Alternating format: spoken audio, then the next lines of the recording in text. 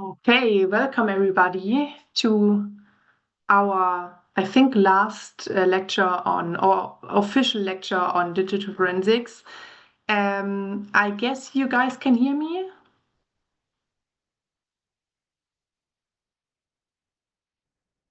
Awesome. I guess you guys can also see the slides.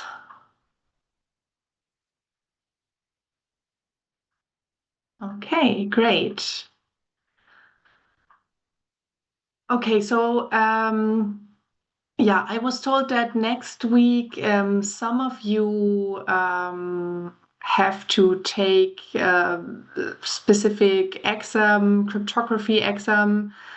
So I decided not to do an lecture next week with more content on digital forensics, but instead we will talk about your questions actually. Like I can sum up everything, or I will sum up everything that we learned about this summer.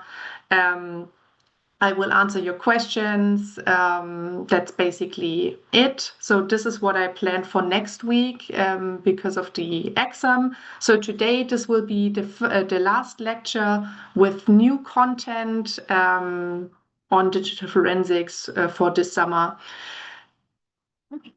Yeah, that being said, let's start. So today I would like to talk about operating system and application data. This is something we didn't talk about yet. So what we did so far is we talked about forensic sciences, digital traces, physical traces, storage devices, partitions, file systems. Like the last couple of weeks were more on the technical side of digital forensics. Last time we talked about digital investigation, and one part of especially computer forensics is also operating system and application data. Of course, you also have operating systems and applications on mobile devices, for example. But as I said in the beginning of the semester, in this lecture, we will use computer forensics to get a feeling or introduction to digital forensics. And therefore, we will also talk about a classical computer operating system and classical application data on computers today. But of course, there are applications and similar data on also other devices. Okay, so for today's lecture, there isn't like the one book such as the Carrier book where you can have a look at and you will find all the information that I want to talk about today. There are a couple of online resources on operating systems and application data. One source I especially like is the sources from the SANS Institute. So they provide a couple of cheat sheets and posters where you can find information on where to find certain data in a very condensed way. And you have to create an account in order to download these things. But after you created your account, everything is for free. Like you can download, as I said, these cheat sheets, these posters. I can show you one of the posters at the end of today's lecture. And you can also download tools. I think you can also participate in some free workshops.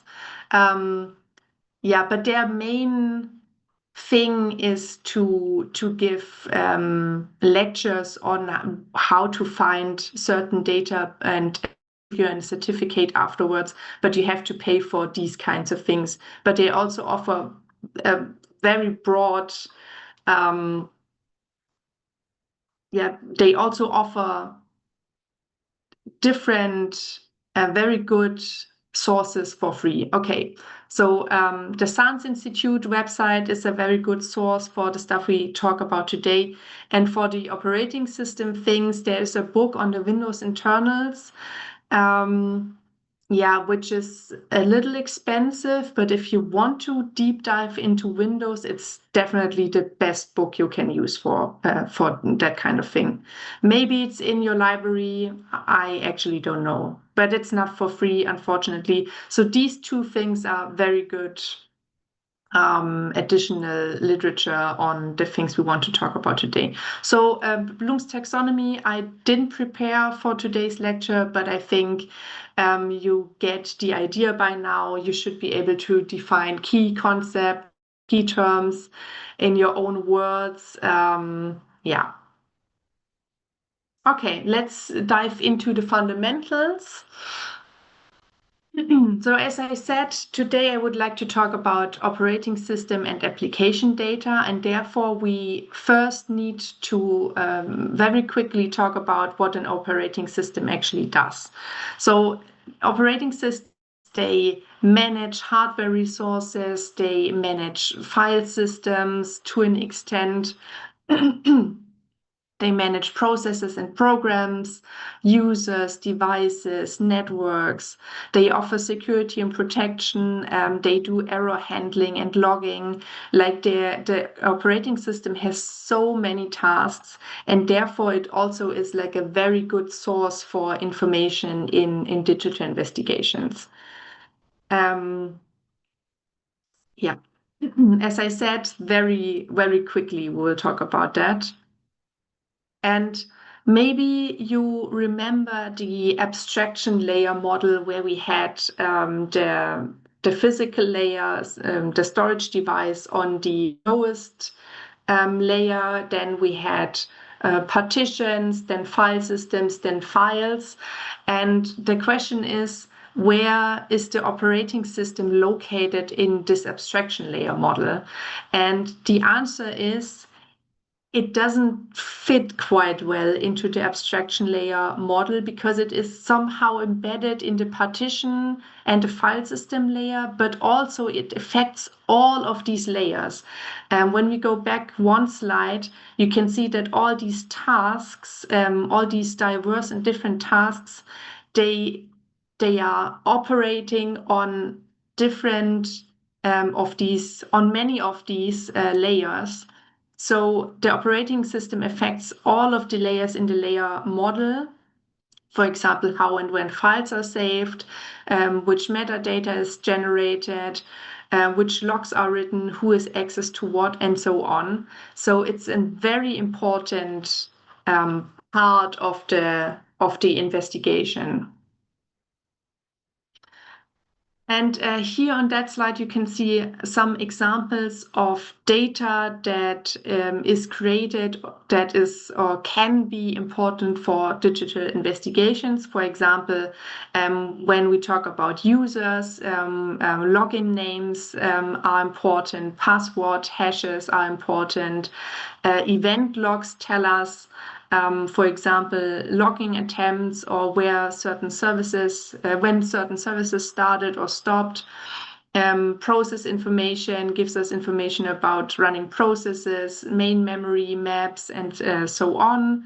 We have config files like the Windows registry for Windows file systems, and so on. Also, scheduled tasks can be very important, especially when we talk about cases where we investigate malware or ransomware or whatever.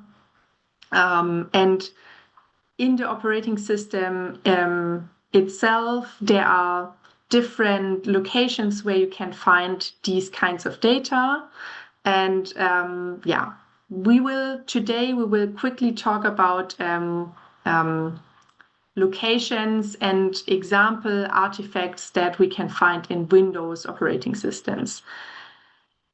And for application data, we have to quickly talk about what an application actually is.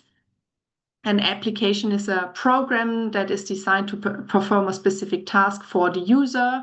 It runs on top of the operating system. They often use services in order to fulfill their tasks. With applications, we can, for example, create, edit, view, or communicate data. Or when an application is started, it spawns or runs a process in the memory. I think you guys should already know that.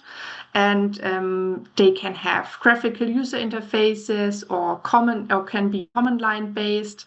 And example applications would be some kind of text processing like Microsoft Word, or we can have web browsers to browse the internet like Firefox or Chrome. We can have messaging apps, we can have games, there's a very diverse set of applications that we can have. Also create a very diverse set of forensic artifacts. And in this table, you can see some examples again, like, for example, browser data. If a case involves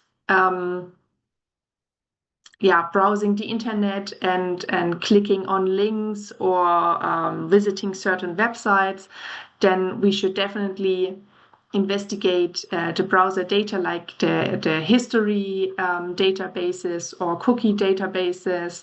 We can also, in some cases, it depends on the browser, we can also have a look at saved passwords or downloads. As I said, we can have messaging data, email data, which is often very important in forensic investigations. We can have documents, media files, also remote access logs for certain applications like TeamViewer and so on. And all these artifacts are created by the user or an application. And in the case of the operating system, the data is created by the operating system. So that's a big difference. And I would like to start with the operating system data, specifically with the Windows data. And you may wonder why Windows. We have three major operating systems, Windows, macOS, and Linux.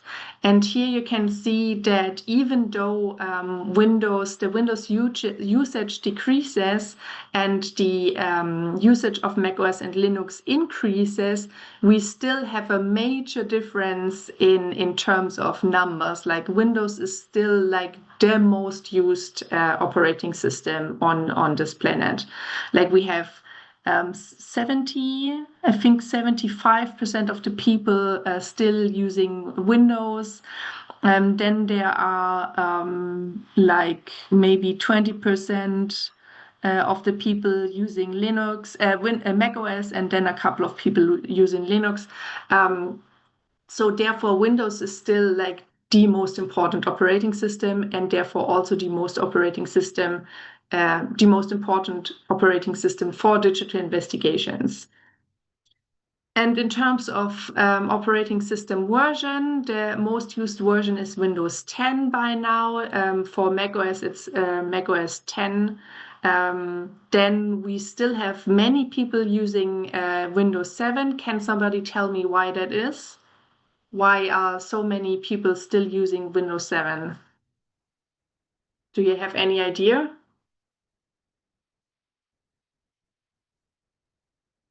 Yeah, legacy reasons, especially in industry contexts. So for example, we talked about that in the very beginning of the summer. For example, Deutsche Bahn, for many years, they used Windows 7. They might still use Windows 7 for some of their system, but because the company is so big and they have so many running systems, they cannot just say, okay, tomorrow we stop using Windows 7 and upgrade to Windows 10, because it just doesn't work because of the sizes of the companies, and also as Lucas said, legacy reasons, certain applications that are still running on Windows 7.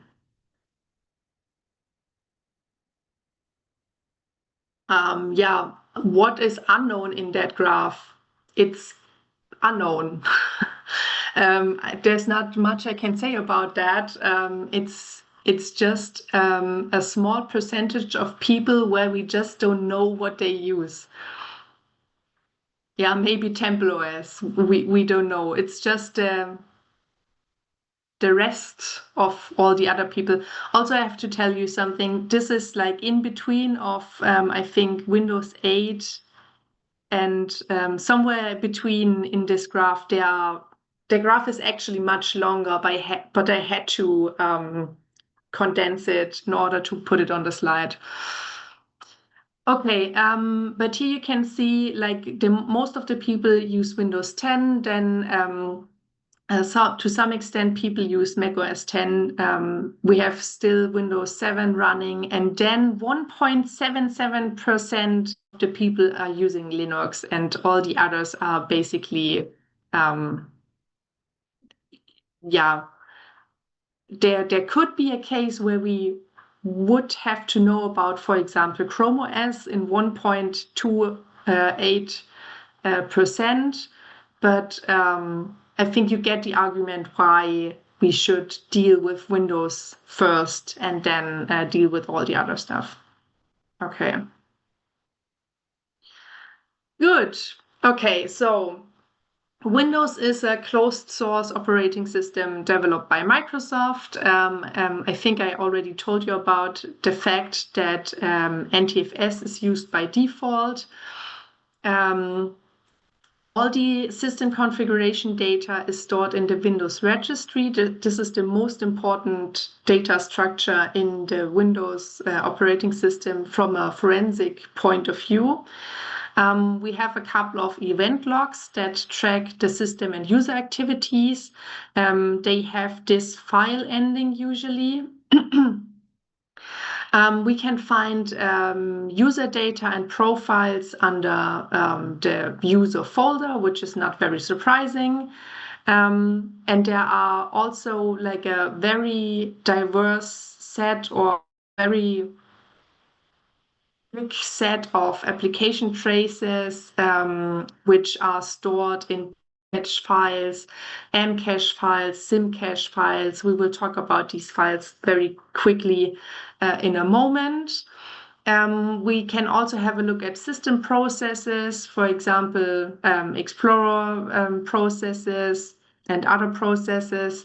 And there are, besides the Windows registry, there are also two other very similar data structures, the NT-user.dat and the user-class.dat, which also contain configuration data and login artifacts.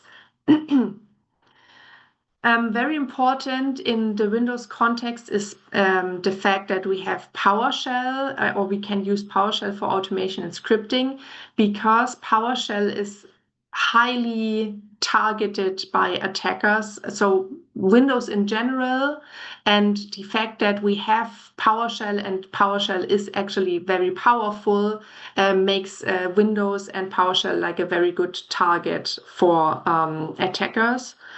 And this is also why it's heavily targeted by malware. And therefore, many forensic tools also focus on malware traces for or on Windows. Okay, and in cases where we, for example, have a company running Windows operating systems on their computers, and in cases where they like think they got infected by malware, they can call certain certain other companies with forensic services. And in cases where the forensic experts come to these companies to investigate if there is malware, how the malware operates, what the malware already does, this is called incident response. So this is a special branch of digital forensics that deals with malware analysis in company context. Yeah. Okay, just that you heard about incident response and what it actually is. Okay, so as I said, the Windows registry is the most important data structure for digital forensic experts in operating system in the Windows context. And the registry stores data in a hierarchically structured key value pair way. And we have 5 entry points. We have these H keys, a local machine, and 1 H key current user. And on the local machine keys, we have 4 subkeys: software system, SAM, and security. And you can find these entry points or these registry keys in these locations. So, for example, the anti-user DAT and the user class DAT you can find in your user folder, and all the other entry points you can find under the system folder. So, yeah, I don't know if you run Windows, but you can, try it at home with your system to find these Windows registry entry points or keys and have a look at them. You can, for example, use the Windows key plus R to open regedit. Then you can have a look at your own registry and also edit it to some extent.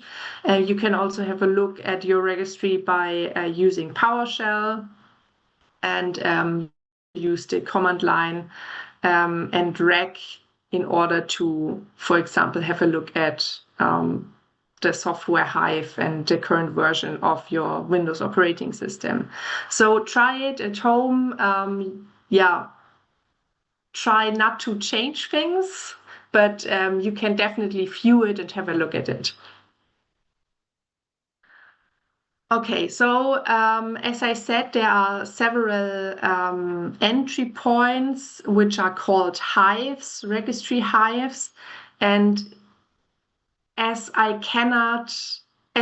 we have limited time and I don't want to spend all the time on the Windows registry, I cannot tell you like everything about all the hives and all the key value pairs in the hives, but you have everything on the slides, and we will quickly go over the most important ones now. Okay, so there is the system hive where you can have a look at your current control set, for example, which contains system configuration data that is used for or when the system is starting up.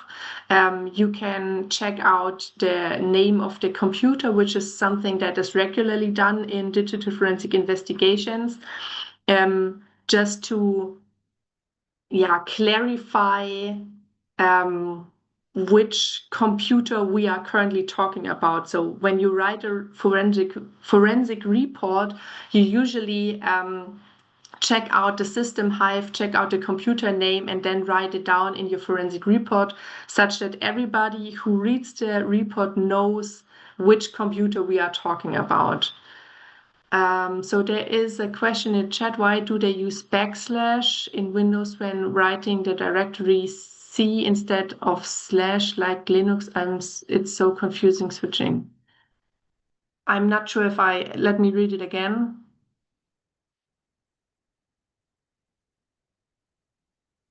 Okay, the question is why Microsoft uses backslash instead of slash. I cannot answer the question. It's definitely confusing when you switch from Linux to Windows, but it's just what it is. It's what it is. Okay, let's come back to the system hive.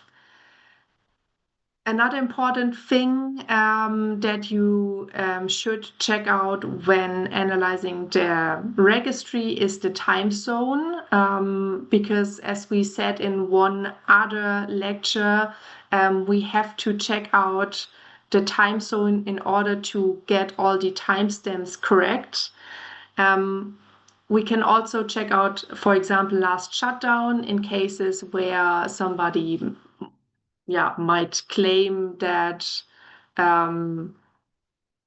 okay, let's say we have a suspect and the suspect says, I didn't visit this website because I wasn't even at the computer. The computer was shut down at the time that you asked for.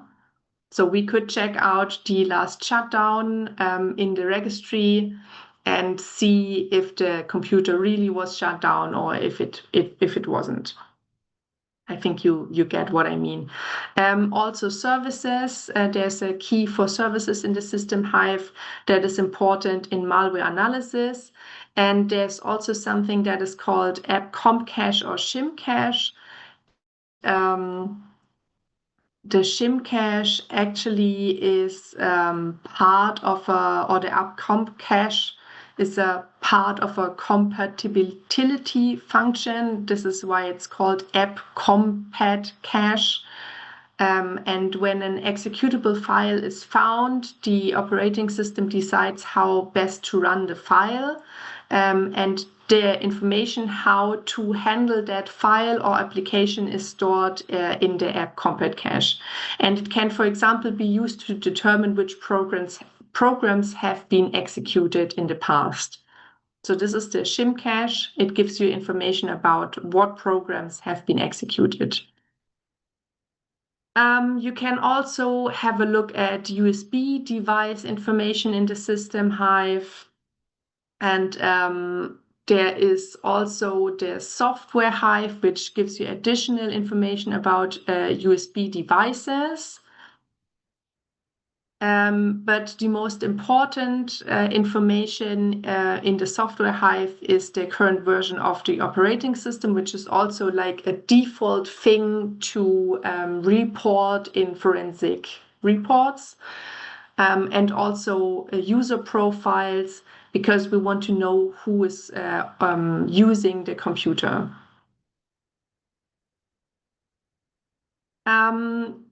There's also information about program starts at log on in the software Hive that you can check out in cases where you might suspect that there's malware running on the computer and it did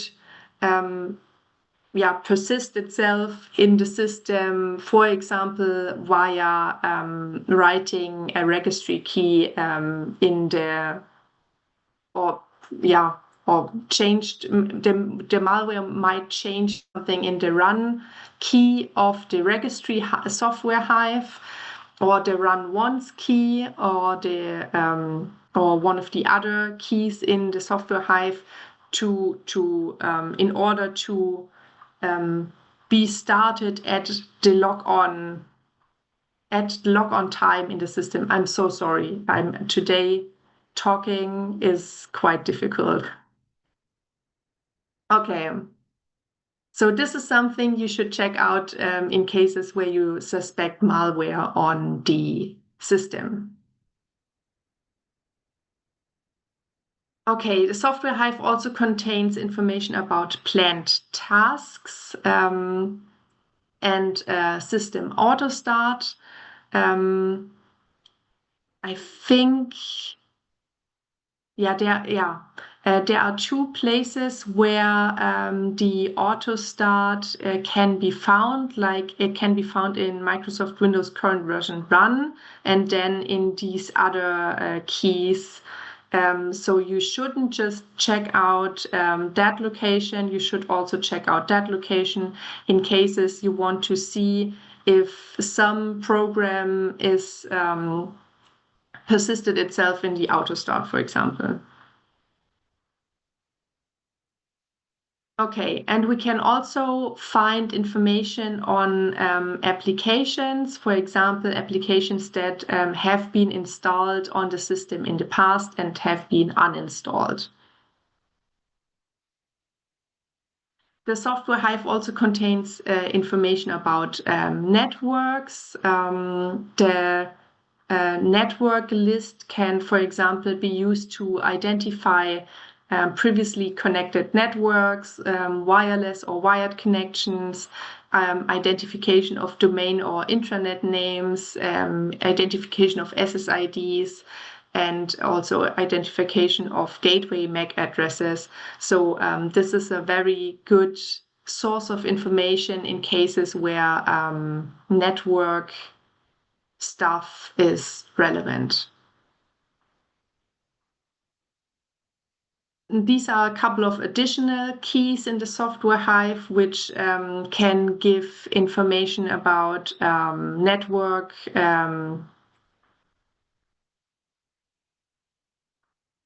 the state of networks, like are they set on private mode or public mode? Are we talking about company internal networks?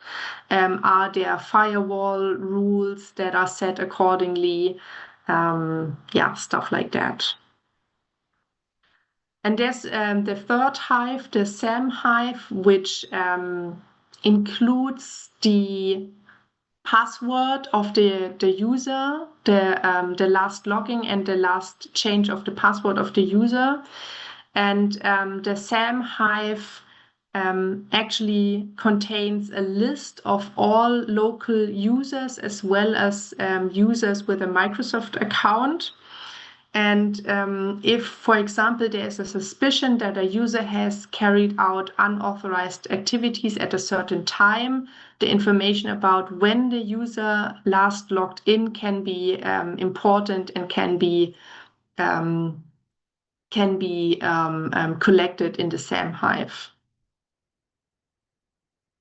And the SAM Hive actually also contains password hashes that can be used, for example, in combination with John the Ripper to crack the user password. But I think that depends on the possibility to do that depends on the version of the Windows operating system. Okay, as I said, there's also the NTUser.dat registry Hive, where we can find information about recently opened files and also recently opened folders.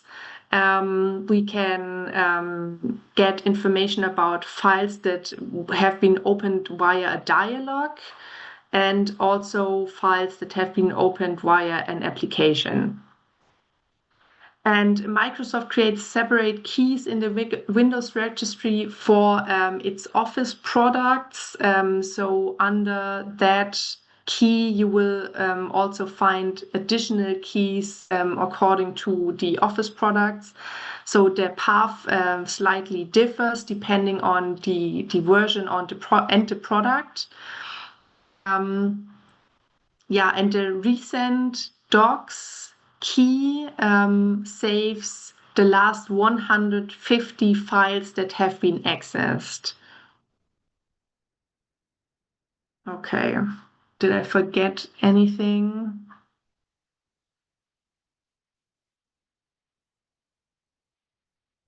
Yeah, and the number of files saved per data type can vary, but usually it's around 150 files per file type.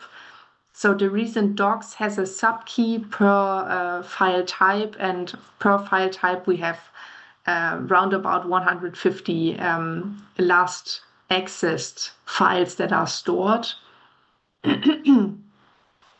But the NTUser.dat also contains information about recently used applications, programs executed via graphical user interfaces, and also programs executed via Windows dialogues. We can also find information about what has been searched for in the start menu. So, for example, in cases where somebody searched for like their Rhino files or Rhino application, there might be a chance that you can find information about that here in that key. And we can also find information about entered paths. So this could also be helpful in cases where somebody claims that somebody never actually accessed their rhinography folder. Yeah. Yeah, and here we have another auto start location, the user auto start, which should also be viewed in cases where we suspect malware, as well as remote desktop services or remote control information. And in the anti-user that you can also check out network shares. So as you can see, the Windows registry contains lots of information, and another source of information are shellbacks. And the existence of a path in the shellbacks proves that the user must have interacted with the folder. So yeah, shellbacks are usually not deleted even if the folder no longer exists. So the shellback entries can prove that somebody accessed a folder that also isn't on the system anymore, which is pretty interesting for forensics.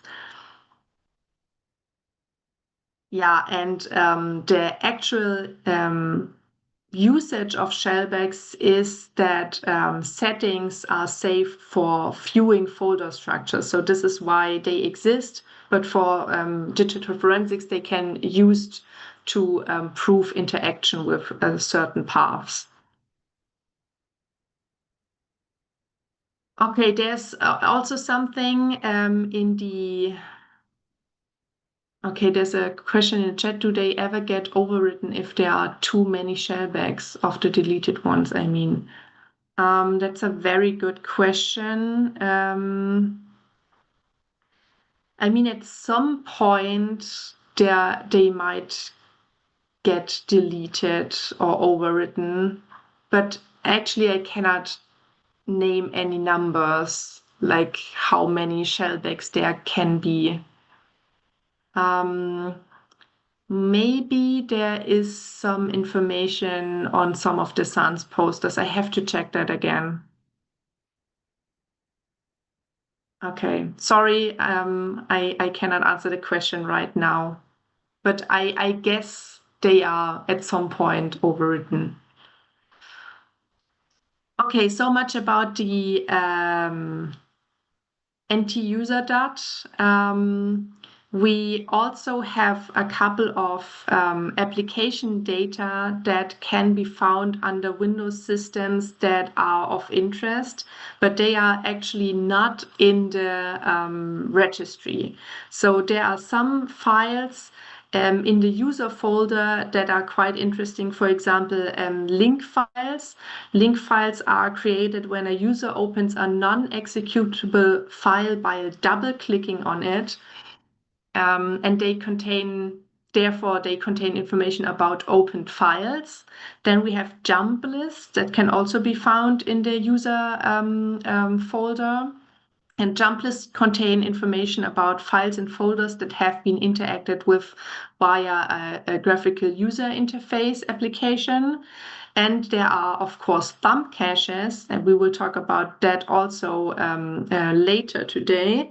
And thumb caches, they store thumbnails actually, and yeah, I guess you all know what thumbnails are. So thumbnails are like little preview versions of pictures, for example.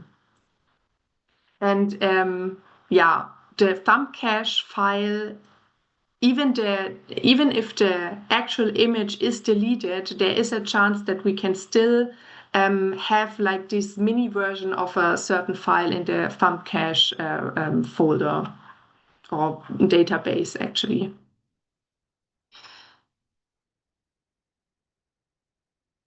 Okay. Yeah, there's also something that could be called a Windows 10 timeline, which is the activities cache database that can also be found in the user folder. We can find email artifacts in the user folder and also, for example, Skype history. I mean, Skype isn't used anymore. I think, aren't they shutting down Skype? I think Microsoft is shutting down Skype, but for like a long time, the Skype history was a thing to look for. Um, yeah, Skype got shut down. Yeah, and when it was still active, people could find the Skype history also in the user folder. Okay, and a couple of more interesting files.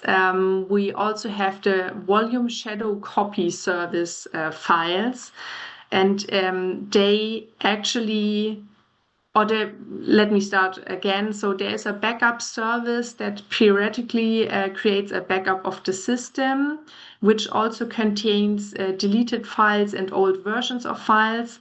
And these backup copies of the system are the volume shadow copy. And the volume shadow copy service creates these backups. And yeah, they can be read out, and there is a good chance that you can find yeah, some interesting deleted files or information about the state of the system yeah, in the past.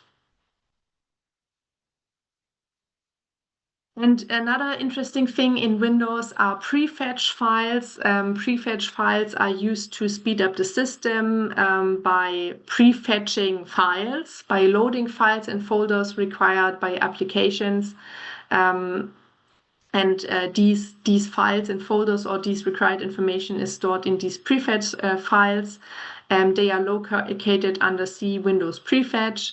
They also have a certain signature in case you have to, yeah, find them in any other location or have to carve them or have to look for them in a different way. Then you can use this prefetch signature. And they can also be used to verify the execution of programs because, as I said, they are intended to prefetch or to speed up the system by prefetching information for applications. So if something is stored in the prefetch file, this application is probably has certainly or probably be executed before. Okay, and the prefetch directory actually is limited to 1024 files. So here I can give you a number. You can only have 1024 prefetch files, but for the shellbacks, I don't know currently. Okay, and we can also have a pagefile.sys, which is a swap file for swapping out main memory. There is another file, the hyperfile.sys, that has a similar, oh boy, talking today, like a similar task. So it saves documents, programs, and settings. And yeah, it's basically like a main memory copy, and both of these files are used for extending the main memory, if you want to put it that way. And they cannot be deleted, at least not completely, and therefore they are a very good source of information. Okay, there are a couple of other interesting files in Windows. We have like this Mcache Hive, which is part of the application experience service that ensures that applications receive an update when they are started, and an update is required. So that's that. There's another Windows backup that can be used for getting information about previous states of the system. There's, of course, the recycle bin. Many people still believe that putting files into the recycle bin or deleting files in Windows via the Windows dialog is actually deleting the file. I think many people are still not aware that the recycle bin exists. So this is a very important source of information. And there are also these alternate data stream zone identifiers, which tell you if a file has been downloaded from the internet or not. Yeah, so if you find a certain identifier in an alternate data stream of a file, then you can assume that this file has been downloaded from the internet. Yeah, and as I said before, we also have event logs in Windows. There are hundreds of different event logs with varying data elements. They can all be found under this location. And yeah, they can give you information about, for example, the internet and yeah, LAN and remote desktop usage. Events that correspond to these activities are usually stored in the security event log. We can have a look at services and logon events, which are stored in the system and security event logs. But as I said, since we only have 45 minutes left, I would like to now go over to browser and application forensics. Are there any questions? I know it's a little much, and I'm not like very good in explaining today, I guess. I'm so sorry. But all the information is on the slides, and you can check out all these things on your own system. Yeah.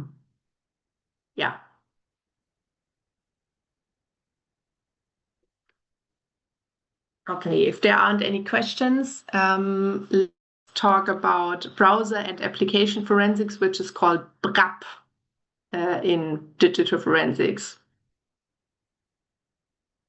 Okay, so users usually interact with the system via applications such as the browser, for example, or an email client or an Office application, and all these interactions leave traces on the system.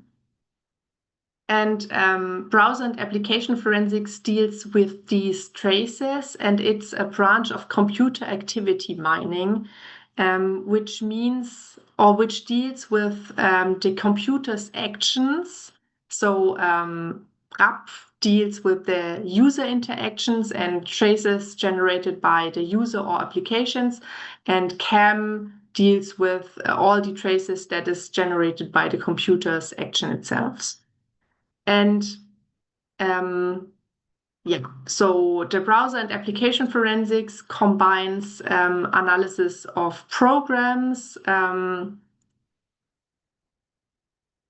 the analysis of the traces itself, and builds on technically unavoidable traces. Okay, so basic questions that we want to answer with BRAP is questions about the interactions of a user with an application. The assumption is that there was no manipulation. So when we have a look at traces, we assume that they are valid traces and not manipulated traces, and we can use them to answer if a certain interaction has happened or not. And what are the relationship between interactions and traces? So for example, we have an interaction that generates a trace. So we can, for example, ask ourselves, does the existence of the trace follow from the interaction, which is usually the case? Is the trace always the same? This is a very important question. So this is something that has to be found out experimentally, for example. And what is the temporal relationship between the creation of traces and the interaction? And then we have like the trace interaction relationship, where we can ask ourselves, does the previous interaction allow follow from the existence of the trace, or how else can the trace arise? So you can see that, for example, these two questions also have a close relationship. Okay, so further questions could be, what is the significance of a trace? What traces are created during normal use of a computer? Are they always generated or only under certain conditions? What can we conclude from these traces? Can we conclude an interaction? For example, if the browser history is empty, does it mean that the internet wasn't visited or that a certain website has never been visited? Or could it be that the website was visited, but because of some circumstances, we don't have a browser history?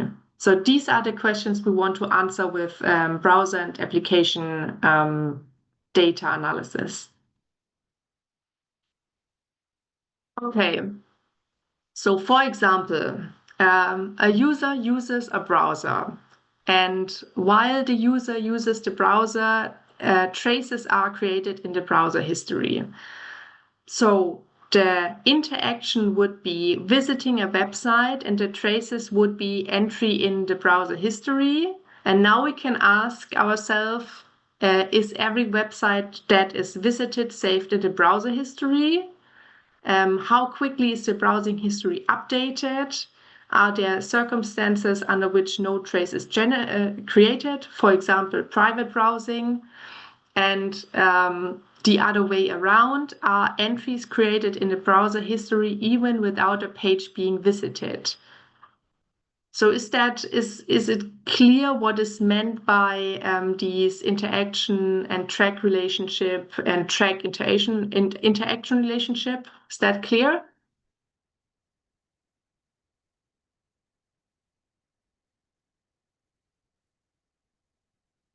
Okay, if nobody says it isn't clear, I will continue. Okay, so as I said, browser and application data analysis deals with the interaction of the user with the system. For example, for browsing, and browsing the web is a very important part of digital investigations. We will now have a closer look at browser data analysis. And yeah, in browser forensics, you usually want to know if a certain website was visited, and therefore you look for traces that a certain website was visited in the browser history or the browser cache or other files. The private browsing mode avoids storing data on the system to some extent, and also prevents session and identification from being linked. The effectiveness of private browsing, as well as the traces that can be found, the browser traces heavily depend on the browser itself. And in the past, there have been a couple of critical points that could have been attacked in order to get more information, for example, add-ons. But I think this is, yeah, it probably doesn't hold anymore for current browsers. Okay, let's have a look at the key artifacts in browser forensics. So of course, we want to have a look at the browsing history. We want to know which URLs have been visited, when they have been visited, how often they have been visited. This is typically stored in some kind of SQL database. for example, history in Chrome or places SQLite in Firefox. We can check out the cache for temporarily stored files, and the cache often reveals which content has been accessed, even if it's no longer online. So the cache, for example, also stores fonts, for example, and by that you know that certain websites have been visited and made the cache store the fonts used on that website, for example. We can have a look at cookies to get an understanding of the interaction with web services. Of course, we can have a look at the downloads. The downloads are usually stored not only in the download folder, the actually download, but also there are log files or log data that is stored in certain databases. The autofill or form data can be very, very interesting because sometimes people store, for example, passwords in their browser. And here it also depends on the browser version and the kind of browser itself, if these kinds of data can be accessed or not. Also, search terms can be very interesting. I think I told you once that there are certain like strings that people who look for child pornography, for example, use in order to hide their attentions. Yeah, so there are a couple of special strings that are usually used. Everybody in that community knows what they mean, but they are not like child pornography, but something else. I don't want to repeat it. Yeah, so if you can find evidence that somebody used these special terms, for example, that is a strong indication of somebody looking for child pornography. Okay, and of course, we can also check out the bookmarks, for example, but also session and tab data, which gives us information about frequent resources or frequently visited websites, but also for timeline reconstruction. Okay, so why is browsing relevant in forensic investigation? So browser artifacts can give us a detailed or can help us build a detailed activity timeline. It can discover certain intents or motives, like I said, searching for illegal content, for example. We can also use browser artifacts to confirm or contradict statements made by the suspect or reveal communication patterns, for example, the usage of web mailers or forums. Yeah, for example, if you find evidence that a person used Reddit, you might find out the username of that person. Then you can check out what that person wrote on Reddit, how the person wrote it, and use that information for further investigation.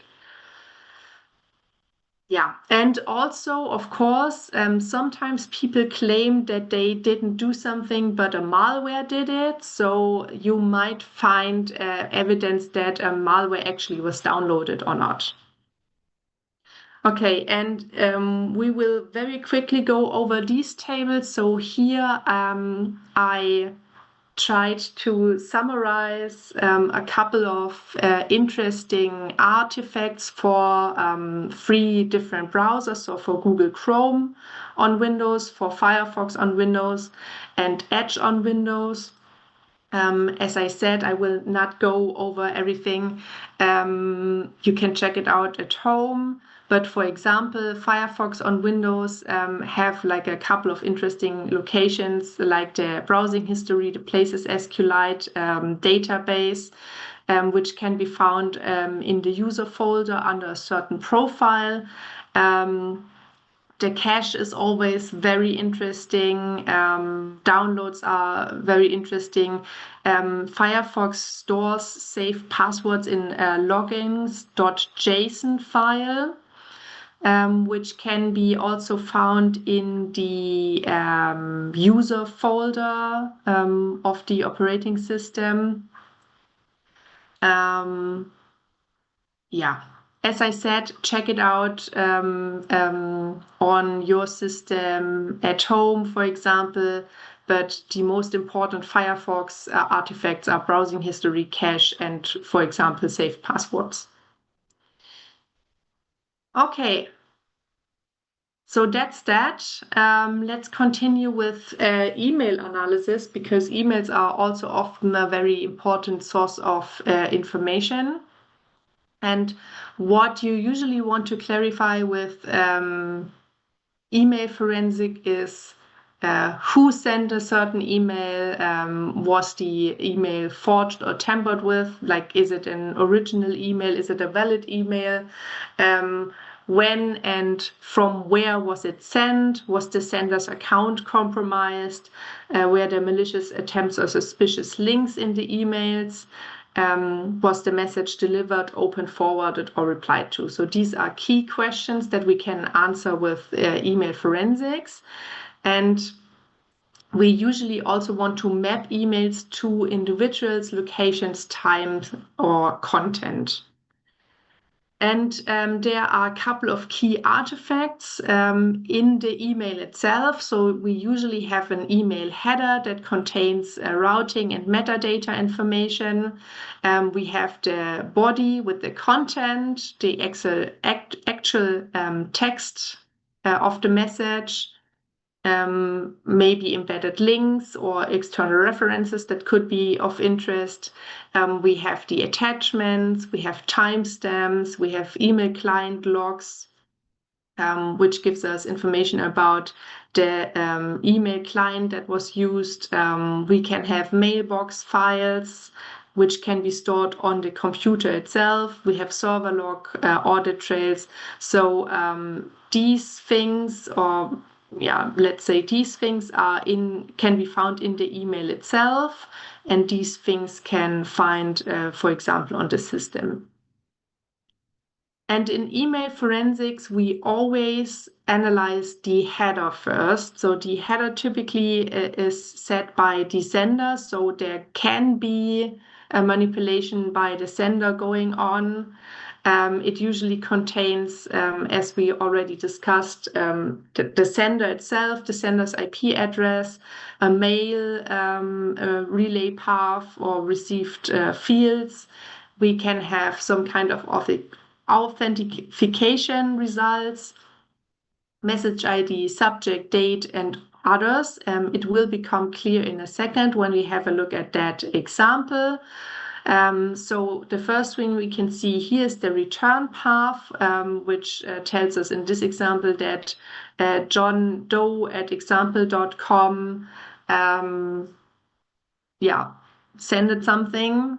We have the received field, which lists the email servers, the email passed through, including IP addresses and timestamps. So, for example, this email went through some Google server. We have the received SPF. This is the result of an SPF check verifying if the sender server is authorized to send on behalf of the domain. And we have an authentication result, which is also a verification step that indicates if the email passed the authentication or might be spoofed. We have another signature that ensures the message integrity and verifying the sender authenticity. And then we have the from field, which we already saw on the last slide, like the email was sent by John Doe to Alice Smith. And yeah, so these fields or that field can be spoofed, but this is why we have like several checks that are, yeah, that can be used in, or that are that handle all the verification steps. But yeah, so you can also compare, for example, that field with that field. Yeah, of course, we have a subject. In this case, it's quarterly report. We have a date when the message was sent, and we have a unique identifier for the email, which is useful for correlation of messages and detecting duplicates or forgeries. Okay, so what does all of that mean for our investigation? So some information can be inserted, or some information is inserted by trustworthy servers. So most likely your own server is trustworthy, so the received line should usually be trustworthy.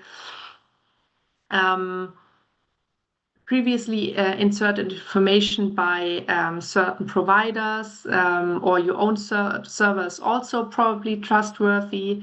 And there can also be inserted information that might be forged. For example, information that was inserted before the first trustworthy server in the chain yeah, was active.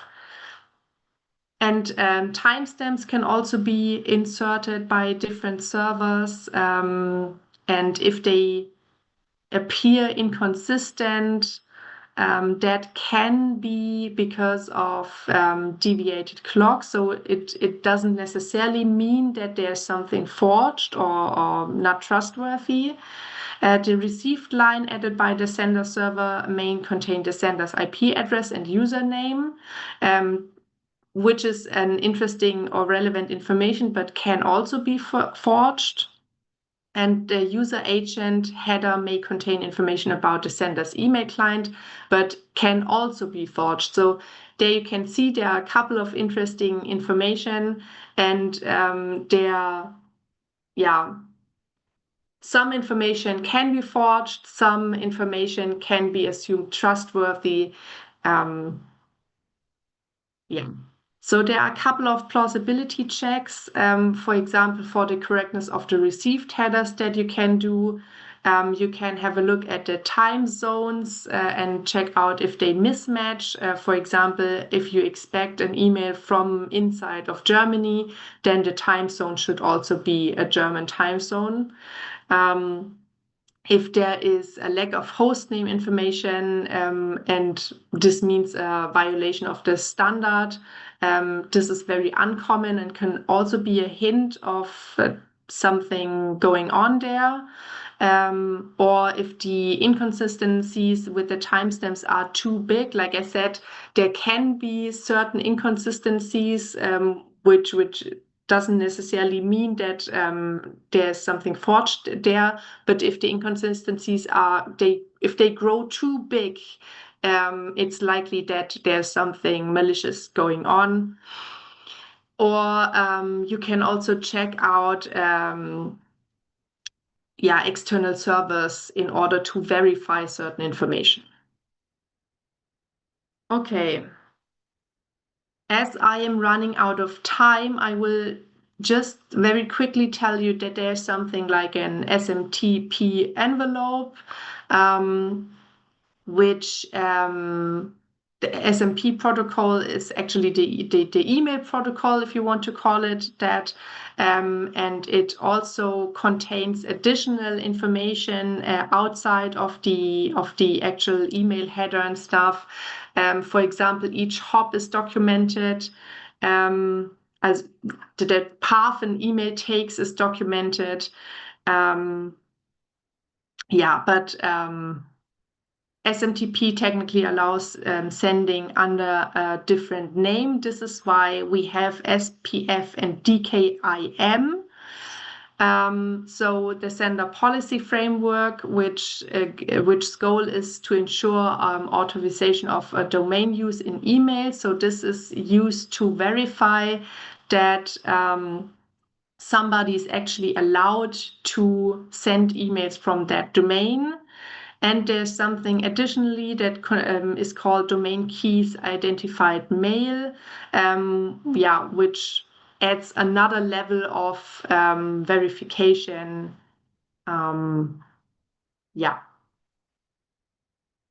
Check it out at home. Everything you need to know about that is on the slides. Another information or another fact with emails, or another interesting thing with emails is that you can try to use the IP address information to check out who actually sent something. You can, for example, use whois to look up certain information, including contact information.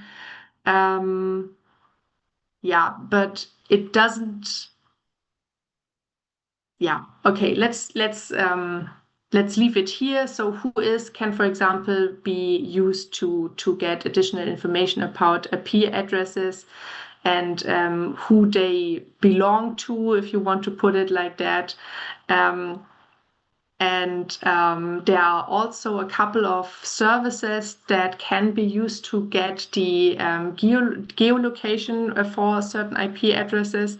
There are paid services and free services, and on a high level, it's they use whois data to find the location of an ISP, but it's not super reliable. And I tried it out by myself, and I'm not convinced about these services, but they exist. Just that you know, there are certain services that can be used to geolocate IP addresses, but they should be used very carefully. Okay, so much on emails. There are a couple of other applications that I want to talk about. For example, Word files. Word files contain much more information that there are many hidden information or hidden metadata that are hidden. Oh God. Okay, so Word files, they contain more information than it looks like from the outside. There's hidden metadata, like, for example, names and usernames of authors, organization names, the program version or document format. There can be directory names or path names stored in the documents. It sometimes also contains information about hardware or printers. Sometimes it can also still include parts of deleted text or change history. And if you remember, like one of the cases we talked about in the beginning of the semester, for example, the BTK killer case, hidden information like that, hidden metadata like that in Word files and also PDF files can be of great value for digital investigation, like the BTK case, for example, showed. And as I just said, PDF files also contain hidden information. PDF has developed into a very complex format with many different fields of metadata inside the PDF. It has many features that can be used or cannot be used depending on your PDF viewer or your system, the version of the PDF file and so on. So we have like a high potential for unwanted data traces, unwanted in the sense of privacy. So usually people don't want their PDF to contain all these traces. But for digital forensics, of course, it's pretty good that all these data is stored and actually stored hidden from the user. But for example, for government documents or court proceedings, this is pretty bad, and that information must actually be removed. Yeah, and okay, there's also a problem with PDFs, but it's not a problem with PDFs, but with users. So many users use, for example, colors to hide certain information in documents, for example, white text on a white background or black text on a black background in order to remove information, but actually the content is still there and can still be seen, not by the plain eye, but for example, if I mark text, I can still see white text on white background, and this is something that people do by themselves, but also something that in the past was an implementation problem in some software tools which offered like to hide data in documents. Okay, and as I said in the beginning, there's also something like thumbnails. It's a preview image in an image file or in an thumb cache database. So we can have preview images in the file itself, for example, in the EXIF data, but we can also have like preview images stored in databases like the thumb cache database in Windows. And usually the image processing programs, they ignore unknown EXIF entries, but they are still there. And these EXIF entries can be read out with certain tools like EXIF tool, for example. And also by looking at the thumbnails, we can not only, for example, get a feeling on which images were on the system previously, like when we have a look at the thumb cache database, but also when we have a look at the thumbnail embedded in the image itself, we can check out if there have been any image changes like cropping or something like that, because the preview image still remains original. Okay. This I already told you about, like the Windows Explorer displays these small versions of images, the thumbnail images, and they are cached in this thumb cache database. And actually there are a couple of, like there's not the one thumb cache database. There can be several databases which store different versions of these preview images. I think they depend on the size of the thumbnail. Yeah, and as I said, they are still there even if the file was deleted. Yeah, and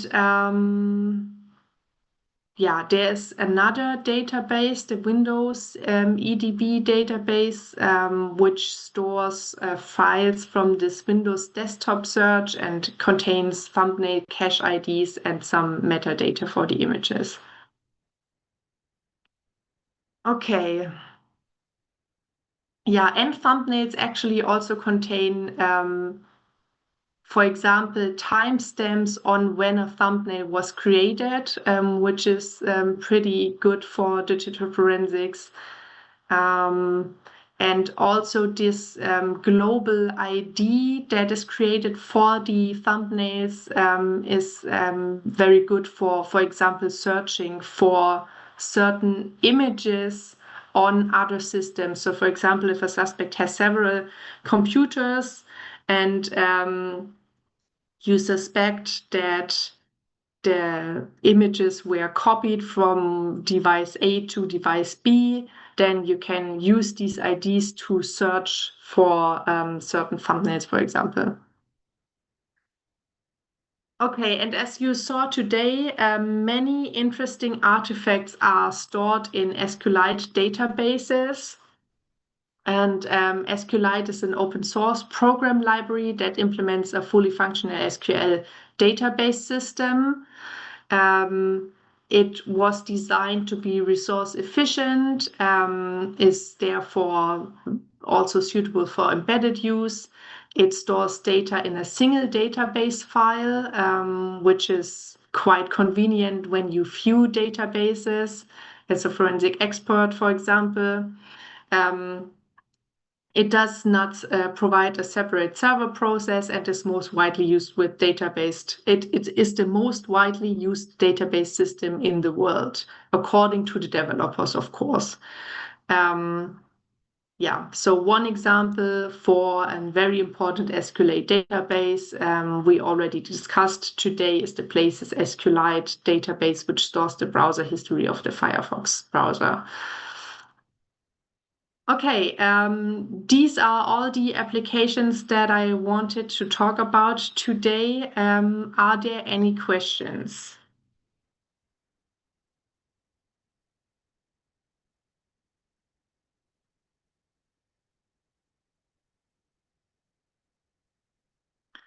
Okay, if not, I thank you for the attention. As I said, next week there will not be any more new content. I will summarize everything. I will sum up everything.